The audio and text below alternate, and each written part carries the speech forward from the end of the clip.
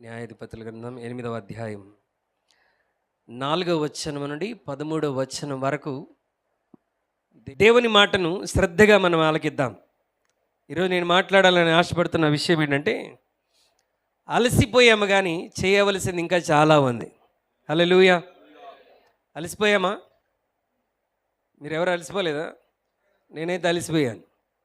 No rest. Hallelujah. Exhausted but not yet done. అలసిపోయాము కానీ చేయవలసింది ఇంకా మనము చేయలేదు. మనం చదివిన ఈ వాక్య భాగ సందర్భం ఏంటి అని అంటే, మరి ఇశ్రాయేలీలు మిద్యానీయుల చేత అనుపబడినప్పుడు పిరికివాడైన గిద్యోను తను కూడా ఎక్కడ చనిపోతానోనని మరి గానుగ చాటున దాక్కొని గోధుమలను దుల్లగొట్టుకొని చుండగా దేవుడు ప్రత్యక్షమై గిద్యోనుతో మాట్లాడంటాడు, పరాక్రమము గల బలాఢ్యుడా అని పిలిచినప్పుడు గిద్యోను ఆశ్చర్యపోతాడు. ఆ స్టోరీ అంతా మనకు తెలుసు. We know all that story. గిద్యోను భయపడుతున్నప్పుడు దేవుడు అంటాడు, ఇదిగో ఒకే మనుష్యుని చంపినట్టుగా మిద్యానీయులందరినీ నీవు హతమార్చబోతున్నావు గనుక నీ నడుం బిగించుకొని వెళ్ళి ఈ మిద్యానీయులతో యుద్ధం చేయమని చెప్తాడు. ఆ స్టోరీ అంతా మనకు తెలుసు. గిద్యోను దేవునితో మరి చాలా ప్రూఫ్స్ అన్ని తీసుకున్న తర్వాత బయలుదేరి వెళ్తున్నప్పుడు 32,000 మందితో బయలుదేరి వెళ్తే దేవుడు అంటాడు, ఇంతమంది ఎక్కువ, యుద్ధం అంటే ఎవరికి భయమో వాళ్ళు ఆగిపోమని ఒక అనౌన్స్మెంట్ చేయమంటే గిద్యోను అనుకున్నాడు 10-20 మంది ఆగిపోతారేమోనని. అట్లా ఆగిపోలేదు. ఎంతమంది ఆగిపోయారంటే దాదాపు 22,000 మంది ఆగిపోయారు. ఎంతమంది మిగిలారు? 10,000 మంది. వీళ్ళు కూడా ఎక్కువే అన్నాడు దేవుడు. మరి నీళ్ళ దగ్గరికి తీసుకొని వెళ్ళినప్పుడు ఎవరైతే మరి మోకాళ్ళుని ఆ నీటిని గ్రక్కుతూ కృంగిపోయారో వారిని సపరేట్ చేయమన్నాడు. దోసిళ్ళతో తీసుకొని సపరేట్ చేయమంటే 9,700 మంది సపరేట్ అయ్యారు. 300 మంది సపరేట్ అయ్యారు. దేవుడు అన్నాడు, ఈ 9,700 మందిని ఇంటికి పంపించేసాయి. ఇప్పుడు యుద్ధానికి ఎంతమందితో వెళ్ళాలి? ఓన్లీ 300. 300 మందితో వేల కొలది లక్షల కొలదిగా ఉన్నటువంటి మిద్యానీయులను హతమార్చటానికి గిద్యోను బయలుదేరి వెళ్ళాలి. దేవుడి కృప చొప్పున వారు మిద్యానీయులను తరుముతూ కుండను చేతబట్టుకొని టార్చి లైట్ని చేతబట్టుకొని బూరెలు ఊదుతూ మిద్యానీయుల మీదకి యుద్ధమునికి వెళ్ళినప్పుడు దేవుడు వారి మీద అద్భుతమైన విజయాన్ని గిద్యోనుకు అనుగ్రహించాడు. హల్లెలూయా. అయితే శత్రుశేషం మొత్తం అయిపోలేదు. ఇంకా 2 రాజులు మిగిలిపోయారంట. ఎవరు వాళ్ళు? జబాహు, సల్మున్నా అనేటువంటి 2 రాజులు, మరికొంతమంది శత్రువులు మిగిలిపోయారు. కానీ అప్పటికే గిద్యోను ఏమైపోయాడు? బాగా అలసిపోయాడు. శక్తి కొంచెమే, చేయవలసిన కార్యం అధికముగా ఉన్నది. ఈ ఉదయకాల సమయంలో నీకున్న శక్తి కొంచెమే, నీకున్న బలము కొంచెమే, నీకున్నటువంటి ఆరోగ్యము కొంచెమే, నీకున్నటువంటి ధనము కొంచెమే, నీకున్న సామర్థ్యము కొంచెమే. నువ్వు చేయవలసిందల్లా చేసావు, బట్ యు ఆర్ ఎగ్జాస్టెడ్. నువ్వు చేసి బహుశా అలసిపోయి ఉన్నావేమో. ఇంకా చేయవలసినటువంటి కార్యము నీ జీవితంలో ఇంకా చాలా మిగిలిపోయింది. మరి ఏం చేయాలి? Shall we quit it? విడిచిపెట్టి గిద్యోను వెనకకు తిరిగి వెళ్ళిపోవాలా? ఇప్పుడు గిద్యోను విడిచిపెట్టి వెనకకు తిరిగి వెళ్ళిపోతే శత్రువు మరలా బలమును సంపాదించుకొని ఏం చేస్తాడు? ఏదో ఒక రోజున మరలా తిరిగి వచ్చి ఇశ్రాయేలును దాడి చేసి వారందరినీ హతమారుస్తాడు. గిద్యోను కూడా హతమార్చేస్తాడు. హల్లెలూయా. గడిచిన మాసాలన్నిటిలో ప్రియమైన దేవుని బిడ్డలారా, నీవు ఆరంభించినటువంటి పనిని కొనసాగించి బహుశా మధ్యలోనే నువ్వు అలసిపోయి ఉన్నావేమో. You may be exhausted doing all those things. నీ కుటుంబ జీవితంలో నువ్వు అలసిపోయి ఉన్నావేమో. అనారోగ్యాన్ని బట్టి అలసిపోయావేమో. మనుషులు వేసినటువంటి నిందల్ని బట్టి ఒకవేళ నీవు అలసిపోయావేమో. నీ జీవితంలో వచ్చినటువంటి కష్టాలు, బాధలు, శ్రమలు సహించలేక ఒకవేళ నీ జీవితంలో నువ్వు అలసిపోయి ఉన్నావేమో. నీ వ్యక్తిగత జీవితంలో నీకున్నటువంటి సమస్యలతో అలసిపోయి ఉన్నావేమో. నీ జత పని వారితో అలసిపోయావేమో. నీ సేవా జీవితంలో అలసిపోయావేమో. నీ ఉద్యోగంలో, వ్యాపారంలో అలసిపోయావేమో. ఇక చాలు, నా వల్ల కావట్లేదు అని ఒకవేళ నువ్వు అనుకుంటున్నావేమో. ఈ నూతన మాసంలో దేవుడు నీతో చెప్తున్న మాట ఏంటంటే, అలసిపోయావేమో, but still there are more things to do.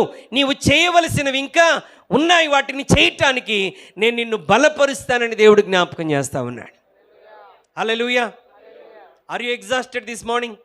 నీవు అలసిపోయి ఉంటే, నీవు సొలసిపోయి కృంగిపోయి ఉంటే, నేను ముందుకు వెళ్ళలేకపోతున్నాను, ఇప్పటికే చాలా కష్టపడిపోయాను, ఇప్పుడు నేను ఏం చేయాలి అన్న ఆలోచనతో ఒకవేళ నువ్వు ఉంటే ఈరోజు ఈ వర్తమానం నీ కొరకే.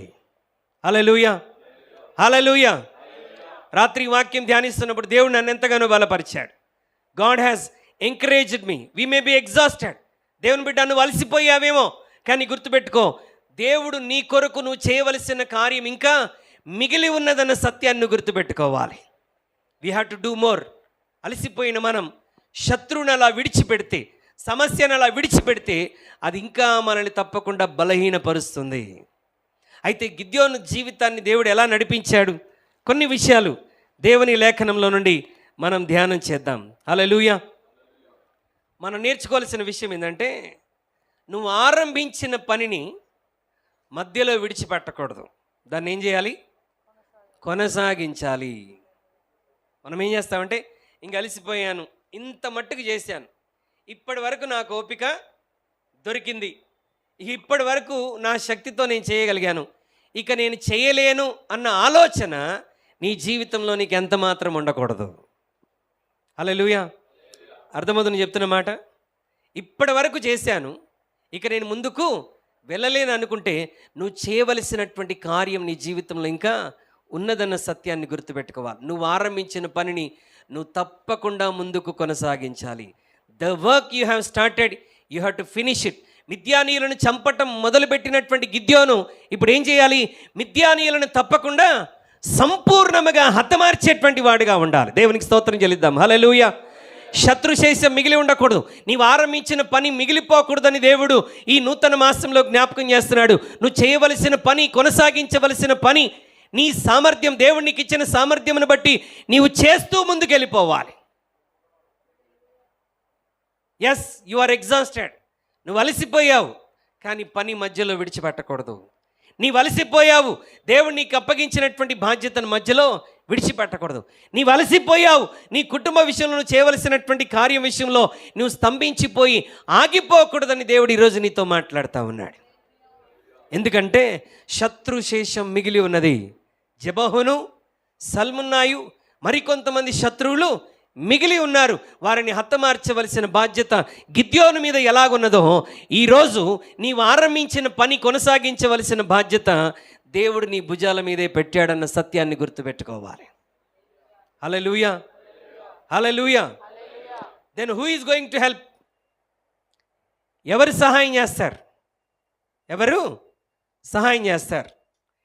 ఇప్పుడు కష్టపడి అలసిపోయాడు గనుక సహాయం కొరకు మనం తప్పకుండా మనుషుల్ని వెతుకుతామా వెతకమా? ఇప్పుడు గిద్యోను ఎవరి దగ్గరికి వెళ్ళాడంట? సుక్కోతు వారి దగ్గరికి వెళ్ళాడంట. ఒకటి, ఆరంభించిన పని ఆపకుండా మనమే కొనసాగించాలి. మరి ఎవరు సహాయం చేస్తారన్న క్వశ్చన్ ఉంటుంది. నేను అలసిపోయాను కదా, హూ విల్ హెల్ప్ మీ? అలసిపోయినప్పుడు సహాయం కొరకు మనం తప్పకుండా వెతుకుతాం. ఈ బ్రదర్ ఇప్పుడు ఎక్కడికి వెళ్ళాడు? సుక్కోతు వారి దగ్గరికి వెళ్ళాడు. చాలా ఎక్స్పెక్టేషన్తో వెళ్ళాడు. కొన్నిసార్లు మనం కొంతమందిని ఎక్స్పెక్ట్ చేస్తాం. ఈ బ్రదర్ అయితే, ఈ బ్రదర్ మంచి స్థితిలో ఉన్నాడు కాబట్టి ఈయన మనకు తప్పకుండా హెల్ప్ చేస్తాడు. ఈ సిస్టర్ మనకు సహాయం చేసే కండిషన్లో ఉంది కాబట్టి ఈమె దగ్గరికి మనం వెళ్దాం. ఈ అంకుల్ గారు సహాయం చేసే కండిషన్లో ఉన్నాడు కాబట్టి అతని దగ్గరికి వెళ్దాం. ఇప్పుడు మనం అలసిపోయాం, సుక్కోతు వారు అలసిపోలేదు, వాళ్ళేమి యుద్ధానికి రాలేదు. Let us go and ask them అని వీళ్ళు, గిద్యోను తనతో ఉన్నటువంటి వారు వెళ్ళి ఎవరి సహాయం కోరుకుంటున్నారు? సుక్కోతు వారి సహాయము కోరుకుంటున్నారు. వాళ్ళు కనీసం జాలి పడకపోగా ఏమని చెప్తున్నారంట? ఓ జెబహును, సల్మున్నాను దేవుడు ఇప్పుడు నీ చేతికి అప్పగించబోతున్నాడని మేము నీకు హెల్ప్ చేయాలా? అంటే నువ్వు యుద్ధం చేసి, యుద్ధం గెలిచి నువ్వు పెద్ద పోటుగాడు అనిపించుకోవటానికి నువ్వు మా దగ్గరికి వచ్చి సహాయము అడుగుతున్నామా? We are not going to help you. ఏమని చెప్పారు? మేము నీకు ఎట్టి పరిస్థితిలో సహాయము చేయము. సహాయం చేసింది ఎవరు? సుక్కోతు వారా? పెనియేలు వారా? గాదీయులా? లేకపోతే ఇంకో ప్రాంతానికి చెందిన వారా? ఎవరు సహాయం చేశారు? దేవుడే సహాయం చేశాడు. ఇంతవరకు నడిపించిన దేవుడు ఆ శత్రుశేషాన్ని హతమార్చడానికి సహాయం చేయలేడా? చేస్తాడా చేయడా? దేవుడు చెప్పాడు, అయ్యా సుక్కోతు వారి సహాయం ఇక నేను సహాయం చేయలేను, నేను కొంచెం టైర్డ్గా ఉన్నాను, నీతో పాటు నేను కూడా యుద్ధానికి వచ్చాను కాబట్టి, నేను అలసిపోయాను కాబట్టి ఇంతవరకే నేను సహాయం చేయగలను, ఇక ముందుకు నేను చేయలేను. You can find your own way అని దేవుడు నడి సముద్రంలో మార్గ మధ్యలో అగాధంలో నిన్ను విడిచిపెట్టేవాడు కానే కాదు. He's not a god who will leave you in between.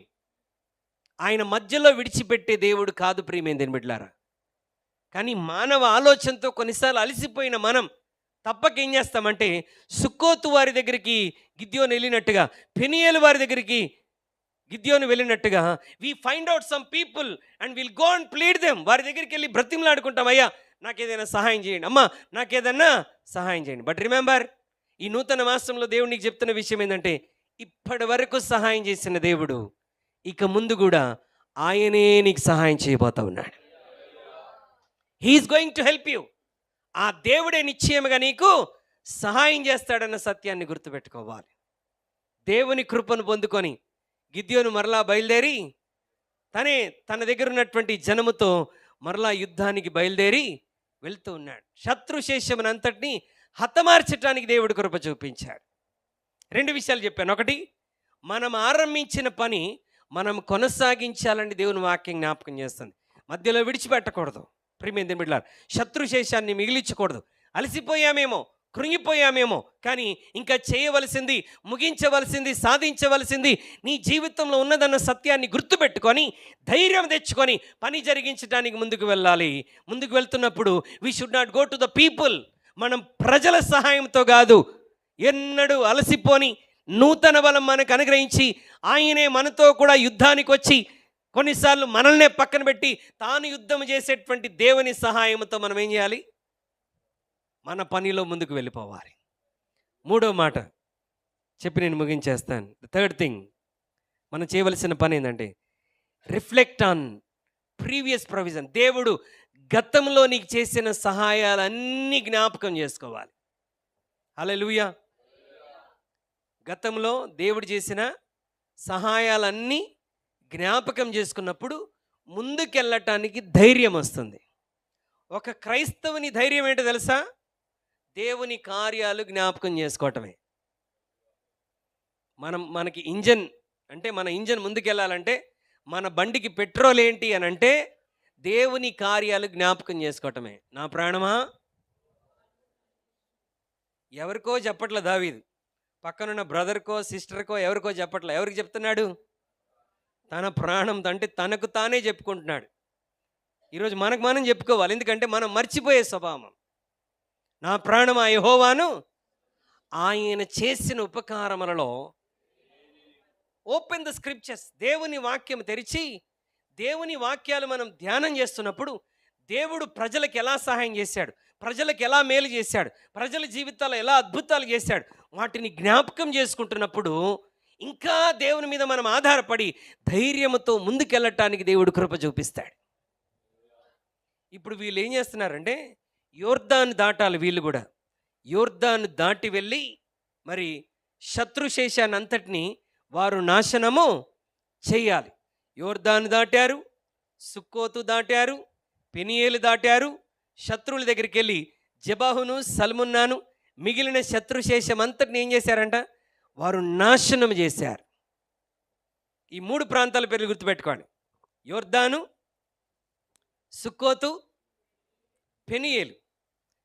యోర్దాను అంటే మనకు గుర్తు రావాల్సింది ఏంటంటే, మార్గము లేని చోట దేవుడు నదిని చీల్చి ఏం చేశాడు? మార్గముని ఏర్పాటు చేశాడు. హల్లెలూయా.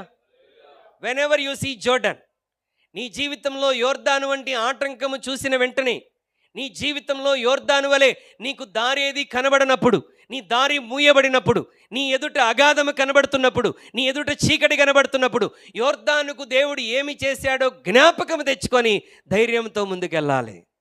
ఏం చేశాడు దేవుడు యోర్దాను విషయంలో? యోర్దానును 2గా చీల్చివేసి వాగ్దాన దేశంలోనికి ఇశ్రాయేలు ప్రజలను నడిపించాడు. చేశాడా లేదా దేవుడు? ఖచ్చితంగా చేశాడు. వెన్ యు సీ ద సుక్కోతును చూసినప్పుడు మనం గతంలో దేవుడు చేసిన కార్యాన్ని జ్ఞాపకం చేసుకోవాలి. గాదు గోత్రానికి, యాకోబుకు 12 మంది కుమారులు అయితే అందులో ఒకడు గాదు గోత్రానికి అతను పోరాటం చేసి గెలవకుండానే సుక్కోతు ప్రాంతాన్ని దేవుడు ఉచితముగా ఫ్రీగా తన కృప చేత ఎవరికి అనుగ్రహించాడు? గాదు ప్రజలకు అనుగ్రహించాడు. సుక్కోతు అనగానే నీకు గుర్తు రావాలి, దేవుడు తన కృప చేత గాదీలకు సహాయము చేసిన వాడు, తన కృప చేత అర్హత లేని నా జీవితంలో కూడా దేవుడు కార్యం చేస్తాడు. సుక్కోతును పొందుకోవడానికి గాదీలకు అర్హత లేదు. They have not worked hard to receive that place. ఆ ప్రాంతాన్ని, ఆ స్వాస్థ్యాన్ని పొందుకోవడానికి గాదీలు కష్టపడింది ఏమీ లేదండి. దేవుడు కృప చేత వారికి ఉచితంగా ఆశీర్వాదాన్ని అనుగ్రహించాడు. ఈరోజు నువ్వు అలసిపోయావా, కృంగిపోయావా, ముందుకు వెళ్ళలేకపోతున్నావా? నువ్వు జ్ఞాపకం చేసుకోవాలి, యోర్దానులో అద్భుతం చేసి మార్గమును చూపించినటువంటి దేవుడు, సుక్కోతులో కృప చూపించి ఆ ప్రాంతాన్ని వారికి ఉచితంగా ఇచ్చినటువంటి దేవుడు నా జీవితంలో కూడా తన కృప చేత అద్భుత కార్యాన్ని జరిగిస్తాడని గుర్తుపెట్టుకోవాలి. When you remember the Peniel అన్న మాట గుర్తుకొచ్చినప్పుడు మనకేం గుర్తు రావాలంటే దేవుని కనికరం మనకు గుర్తుకు రావాలి. ఎందుకంటే పెనియేలు దగ్గర యాకోబు కండిషన్ ఎలా ఉందంటే, ఈ రాత్రి నేను చచ్చిపోతానేమో, ఈ రాత్రి నేను తెల్లవారితే ఏమైపోయింది, నా అన్న వచ్చి నన్ను చంపేస్తాడు, 400 మంది సైన్యంతో అతడు నా మీదికి యుద్ధానికి రాబోతున్నాడు. యాకోబు ఒక్కడే మిగిలిపోయాడు. మరణ భయం వెంటాడుతున్నది. మరణ భయం వెంటాడుతున్నప్పుడు రాత్రంతా దేవునితో పెనుగులాడుతూ ఉన్నాడు. ప్రియమైన దేవుని బిడ్డలారా, అక్కడ దేవుడు యాకోబును ఆశీర్వదించాడు. చనిపోతాడేమో అనుకున్నటువంటి యాకోబును ఒక జనాంగముగా, ఒక ఇశ్రాయేలుగా, ఒక దేవుడు ప్రేమించే జనాంగముగా దేవుడు యాకోబును ఆశీర్వదించాడు. నేనేమన్నానంటే, అలసిపోయిన నీవు, ముందుకు వెళ్ళలేని పరిస్థితిలో ఉన్నటువంటి నీవు, ఇక నా శక్తి అయిపోయింది, నా ఇంధనం అయిపోయింది, నా సామర్థ్యం అయిపోయింది అనుకున్న నీవు యోర్దానులో దేవుడు చేసిన అద్భుతాన్ని గుర్తుపెట్టుకోవాలి. సుక్కోతులో దేవుడు చూపించిన కృపను జ్ఞాపకం చేసుకోవాలి. పెనియేలులో దేవుడు యాకోబు మీద చూపించినటువంటి కనికరమని జ్ఞాపకం చేసుకొని, నా జీవితంలో కూడా దేవుడు యోర్దాను వంటి సమస్యలో అద్భుతం చేసి ముందుకు నడిపిస్తాడు. అర్హత లేని నా జీవితంలో సుక్కోతును తన ప్రజలకు ఇచ్చినట్టుగా విజయం నా దేవుడు నా జీవితంలో తన కృప చేత తప్పకుండా అనుగ్రహిస్తాడు. పెనియేలులో యాకోబు పెనుగులాడగా కనికరము చూపించి మరణం నుండి తప్పించిన దేవుడు నా జీవితం మీద కనికరము చూపించి నా జీవితంలో గొప్ప కార్యం చేస్తాడని జ్ఞాపకం తెచ్చుకొని మనం ఏం చేయాలి? ముందుకు వెళ్ళాలి. 28వ వచనాన్ని చదువుకొని మనం ప్రార్థన చేద్దాం. 28వ వచనం, 8వ అధ్యాయం 28వ వచనం. మిద్యానీయులు ఇశ్రాయేలుల ఎదుట అనపబడి అటు తరువాత తమ తలలు ఎత్తలేకపోయిరి. గిద్యోను దినములలో ఎన్ని సంవత్సరాలు? 40 years దేశం ఎలా ఉందంట? నెమ్మదిగా ఉంది. వై? బికాస్ గిద్యోను అలసిపోయినప్పుడు ఆయన పారిపోలేదు. గిద్యోను అలసిపోయినప్పుడు భయపడి వెనకకు వెళ్ళిపోలేదు. గిద్యోను అలసిపోయినప్పుడు యుద్ధాన్ని విరమించుకోలేదు. గిద్యోను అలసిపోయినప్పుడు ఆత్మహత్య చేసుకోలేదు. గిద్యోను అలసిపోయినప్పుడు ప్రియమైన దేవుని బిడ్డలారా, ఇంకా నేను చేయవలసింది ఇంకా ఉన్నదని పోరాటంలో గిద్యోను ముందుకు వెళ్ళాడు. గిద్యోను అలసిపోయినప్పుడు ప్రియమైన దేవుని బిడ్డలారా, మనుషుల సహాయం కోరుకున్నాడు, దొరకలేదు. కానీ దేవుడే నా సహాయం అని గుర్తించి దేవుని సహాయం చేత యుద్ధానికి వెళ్ళాడు. మిద్యానీయుల మీద విజయాన్ని పొందుకున్నాడు. 3వది, దేవుడు గతంలో చేసిన కార్యాలను జ్ఞాపకం చేసుకొని ధైర్యం తెచ్చుకొని ముందుకు వెళ్ళాడు. ఎందుకు ఈ వర్తమానం దేవుడు ఉదయకాల సమయంలో ఇస్తున్నాడు? ఒకవేళ ఇప్పుడు అలసిపోయావేమో, లేకపోతే ఈ మాసంలో ఎక్కడన్నా అలసిపోతావేమో, కృంగిపోతావేమో, నీవు బలహీనపడిపోతావేమో, అందుకు దేవుడు నీతో ముందుగానే మాట్లాడి నిన్ను సిద్ధపరుస్తున్నాడు. If you are going to be exhausted, ఒకవేళ నీవు ఈ మాసంలో ఎక్కడన్నా నువ్వు అలసిపోతే, ఆల్రెడీ ఈరోజు నువ్వు అలసటతో ప్రభు సన్నిధిలో కూర్చొని ఉంటే, ఈ వర్తమానం నీ కొరకే. ఈ వర్తమానం నీ కొరకే. నువ్వు ఆరంభించింది, చేయాల్సింది చాలా ఉన్నది. మనుషుల సహాయాన్ని కోరుకొనవద్దు. ఒకే వ్యక్తిని చంపినట్టుగా మిద్యానీయులను చంపుతానని వాగ్దానం చేసిన దేవుడు నీకు తోడుగా. God is with you.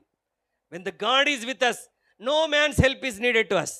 దేవుడు నీతో ఉన్నప్పుడు మనుషుల సహాయం నీకు అవసరమే లేదు. ప్రియమైన దేవుని బిడ్డలారా, దేవుడు చేసిన కార్యాలను జ్ఞాపకం చేసుకుంటూ మన జీవితంలో ముందుకు వెళ్ళిపోవాలి. నీ అలసటను తీసివేసి నీ జీవితంలో గిద్యోనికి ఎలాగైతే నెమ్మదినిచ్చాడో, దేశంలో ఎలాగైతే నెమ్మదినిచ్చాడో, అలాంటి నెమ్మది దేవుడు ఈ మాసంలో నీకు అనుగ్రహించునుగాక.